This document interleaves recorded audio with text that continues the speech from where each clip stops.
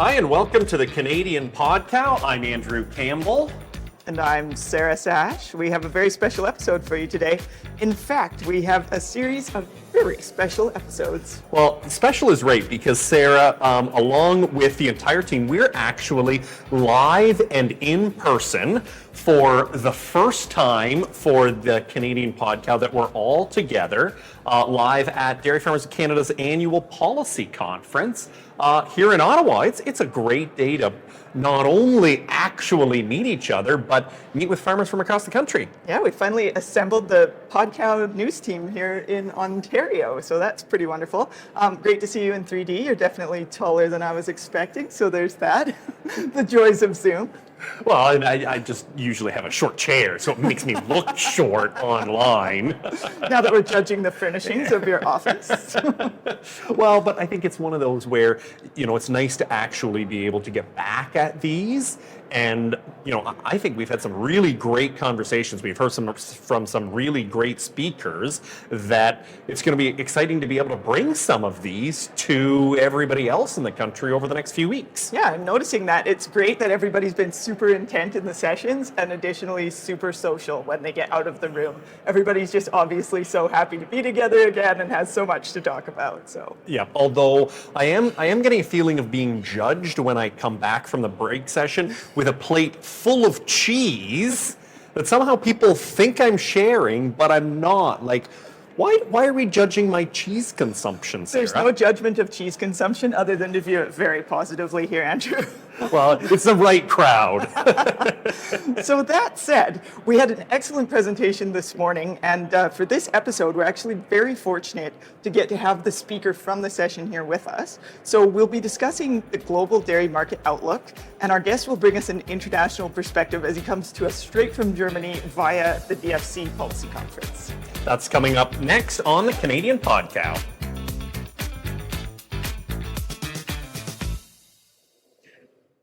Our guest for this episode is the CEO of the International Farm Comparison Network.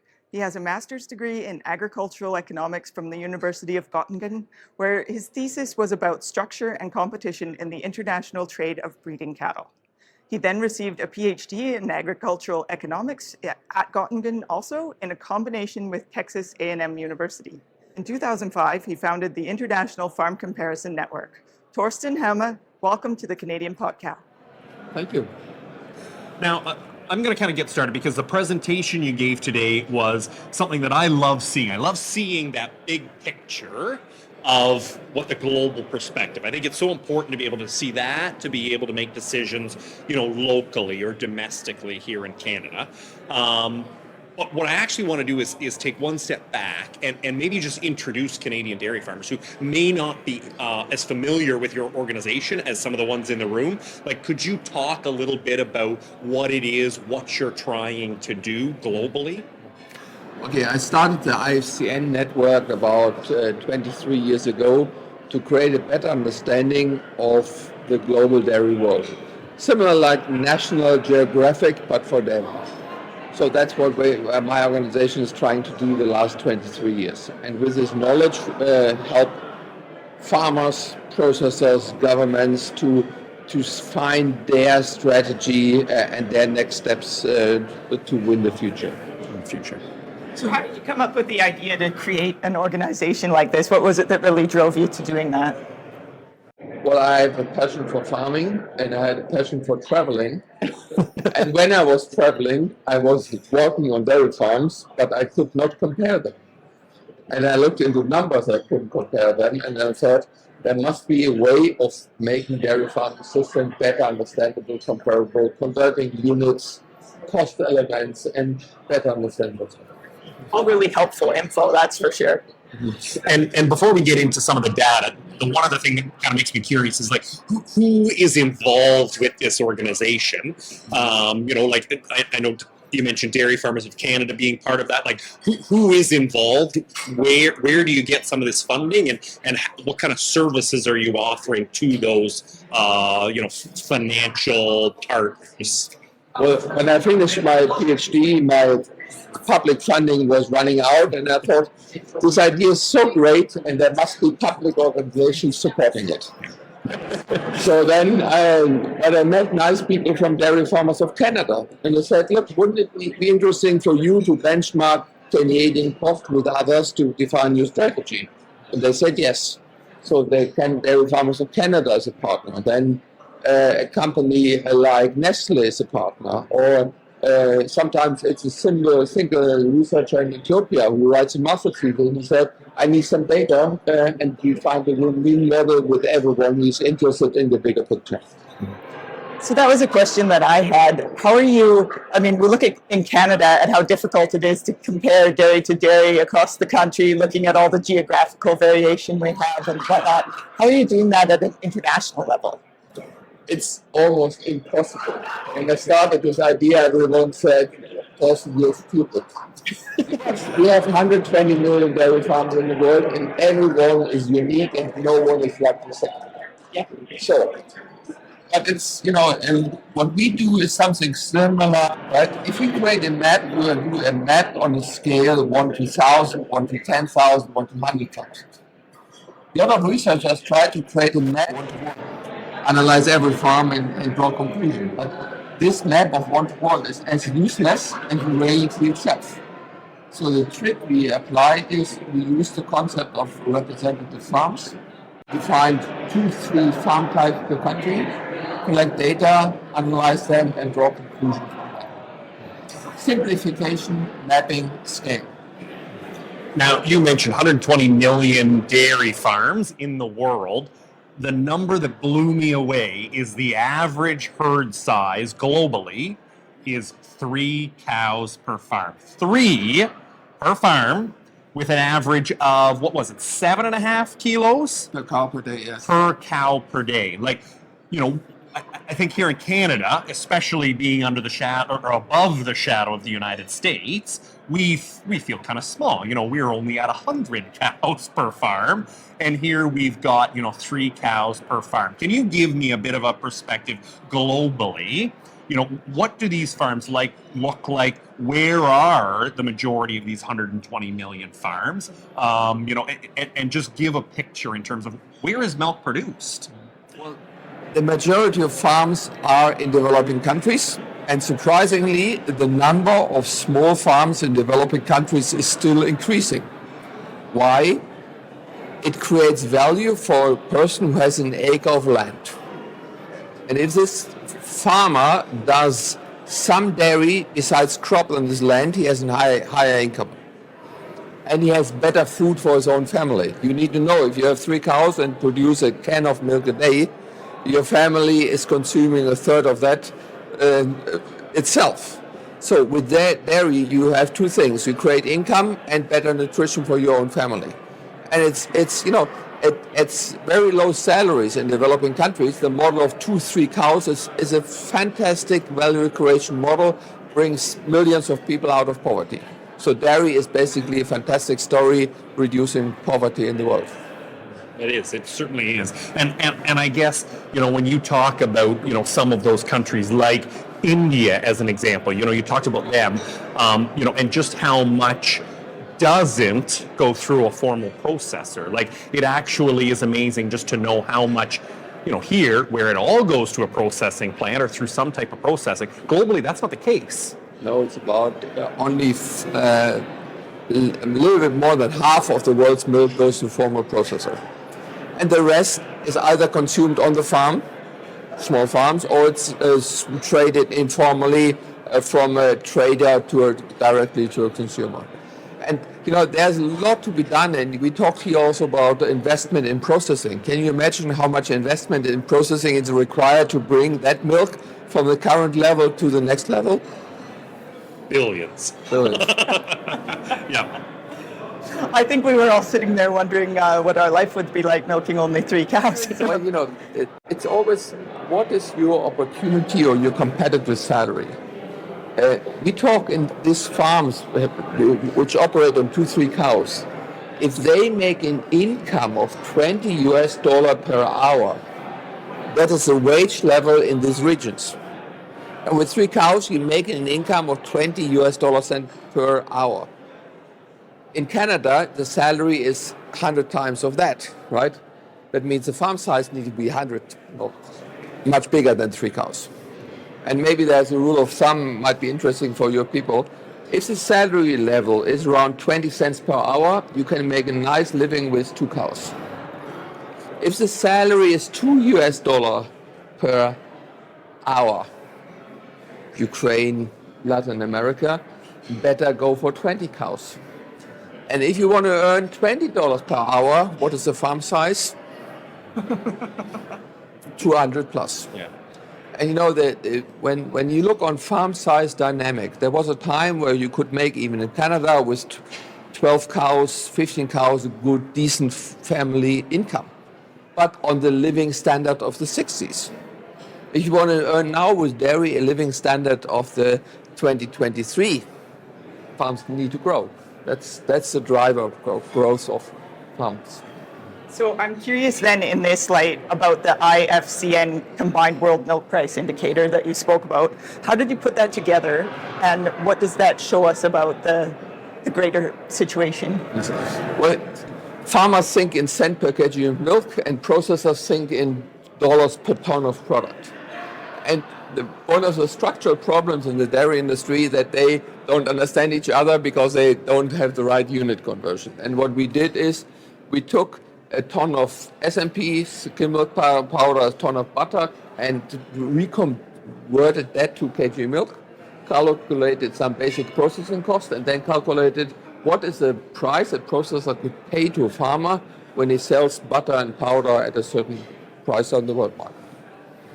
So then I do want to get into kind of what the outlook looks like into the future, but we actually have a couple of bills to pay ourselves. So we're going to take a quick break and we are going to be back in just a minute. Our guest today is the CEO of the International Farm Comparison Network. It's Torsten Hemme. We'll be right back after this.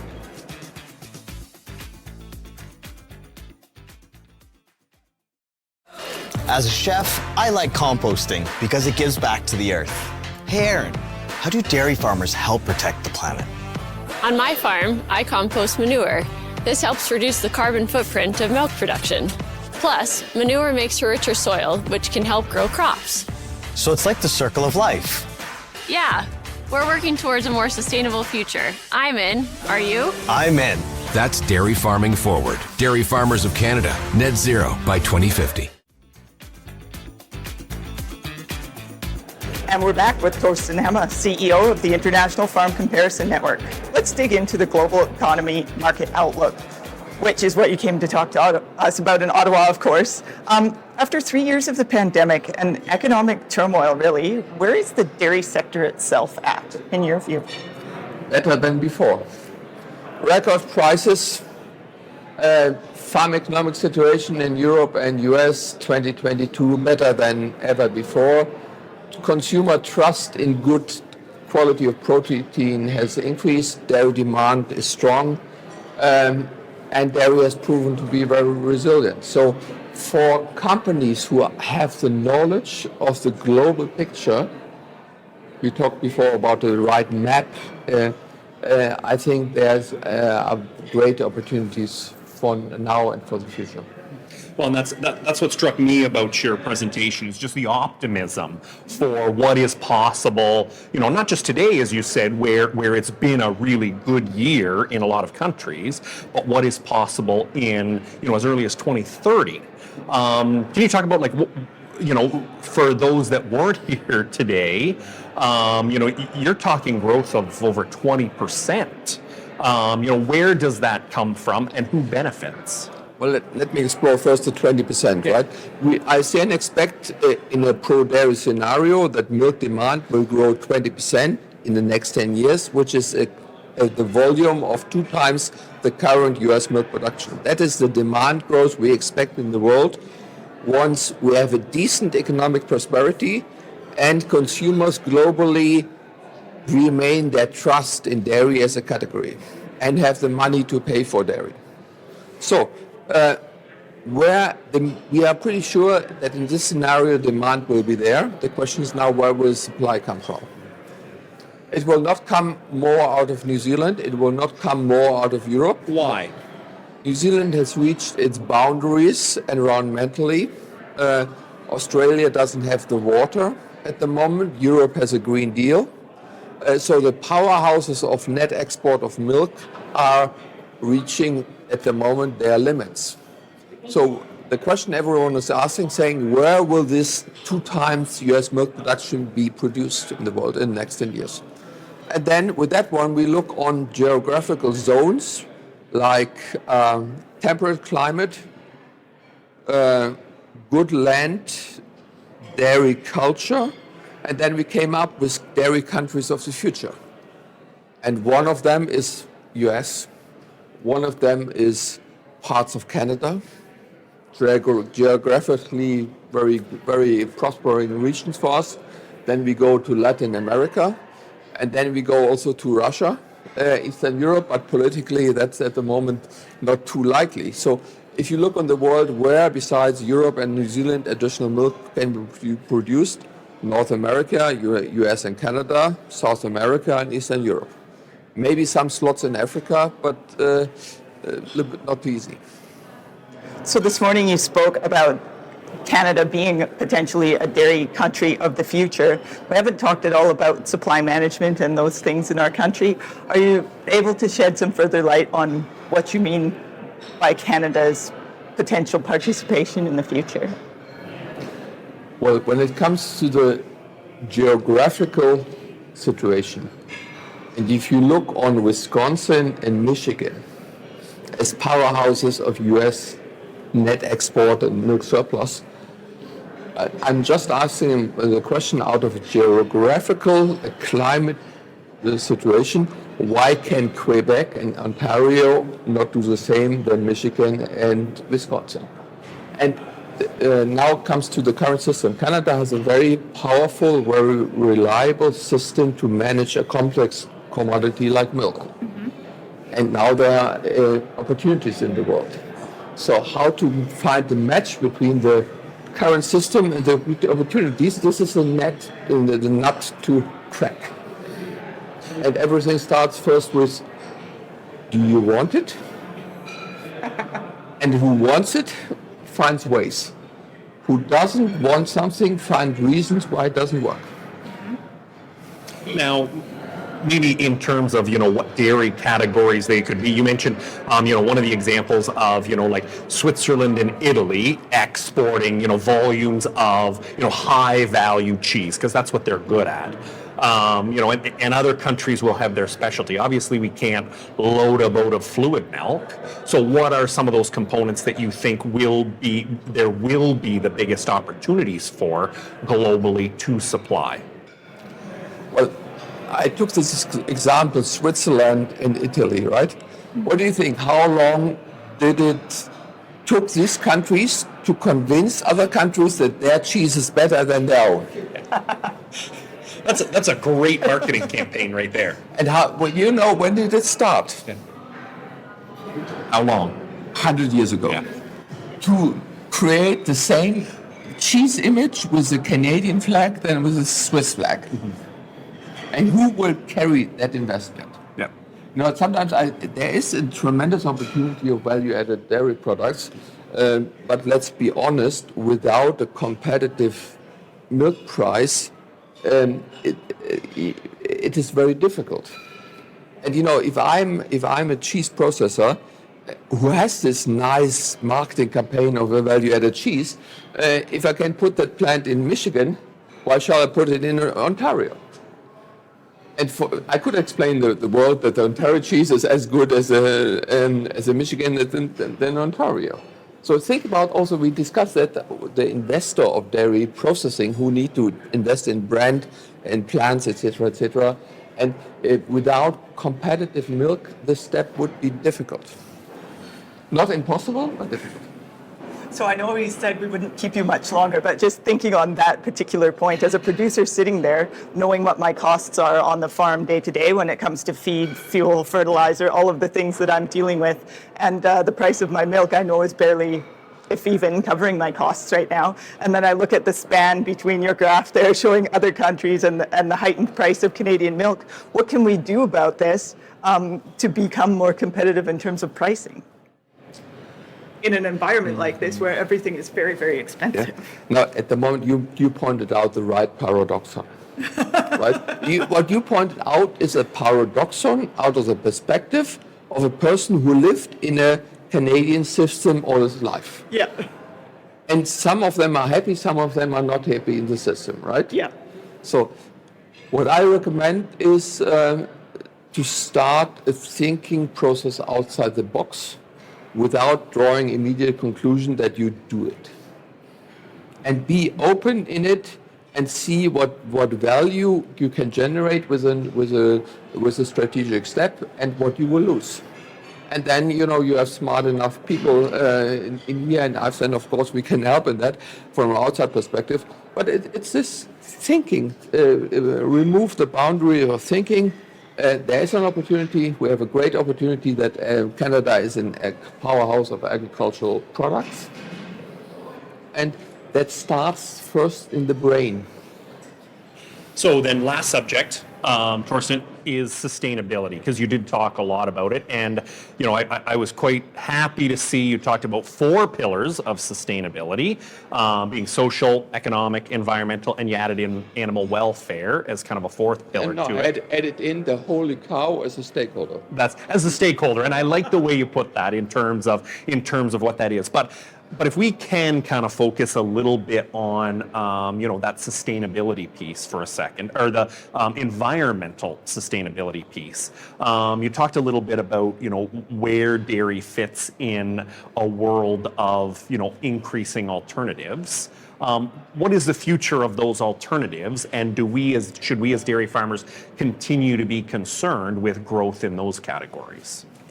I think we had such a great end with the brain, the thing, with another topic which we can require another podcast. Well, and you could, and we've done them on all of these too, because it is such a big talking point. Yes. As more and more of these products do come out, and as more and more investment is made in plant versus in milk itself. So, is it something we should be worried about? I mean, at the end of your presentation, you left me very optimistic, though, that the future is bright for our industry.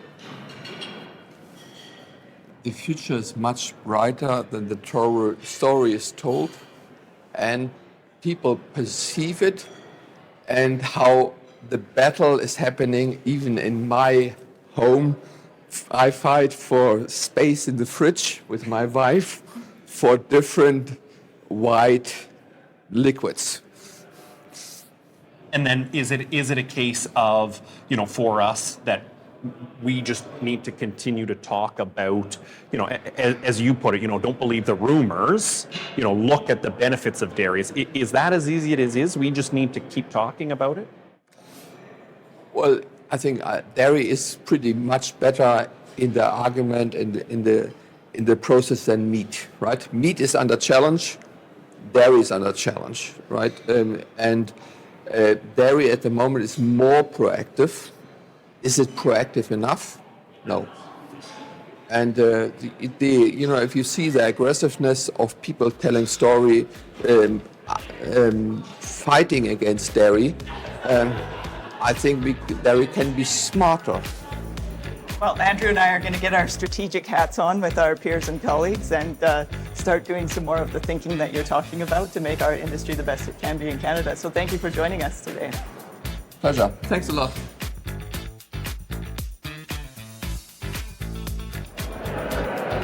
And that's it for this edition of the Canadian Podcast. A great episode, Sarah, having Torsten here. We've got lots more coming from the annual policy conference here at Dairy Farmers of Canada.